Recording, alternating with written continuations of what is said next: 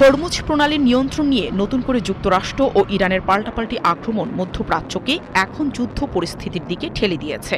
সোমবার ইরানের দক্ষিণ উপকূলের বিভিন্ন এলাকায় নতুন করে হামলা বাড়িয়েছে ওয়াশিংটন। ইস্পাহান শহরের নাইন শহরের একটি সামরিক ঘাঁটিতে যুক্তরাষ্ট্রের হামলায় বেশ কয়েকজনের হতাহতের তথ্য জানিয়েছেন সেখানকার ডেপুটি গভর্নর। আর এটি সোমবারের দ্বিতীয় মৃত্যু ও আহতের ঘটনা।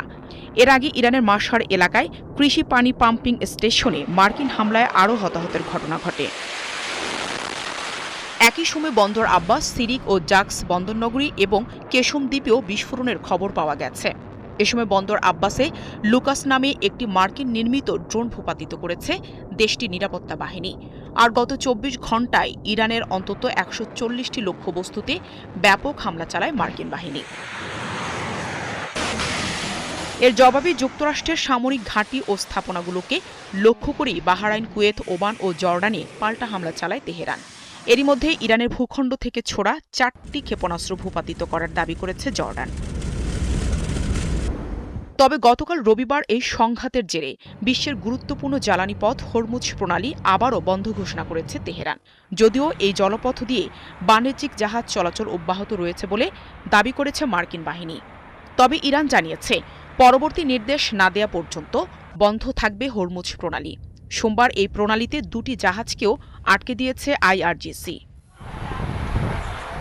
এদিকে নতুন সংঘাতের জেরে দুদেশের মধ্যকার চলমান যুদ্ধবিরতি চুক্তিটি কার্যত অচল হয়ে পড়েছে। তবে ওয়াশিংটন চুক্তি বাস্তবায়নে ব্যর্থ হলে তেহরানও আর এই সমঝোতা মেনে চলবে না বলে সতর্ক করেছে ইরানের পররাষ্ট্র মন্ত্রণালয়ের মুখপাত্র ইসমাইল বাঘাই। শুরু থেকেই আমরা বলে আসছি, প্রতিশ্রুতির বিনিময়েই প্রতিশ্রুতি রক্ষা করা হবে।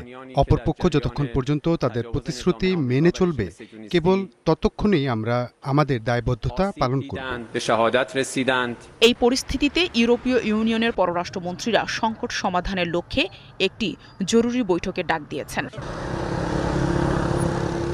নাহিদা রিন্থি, ৭১।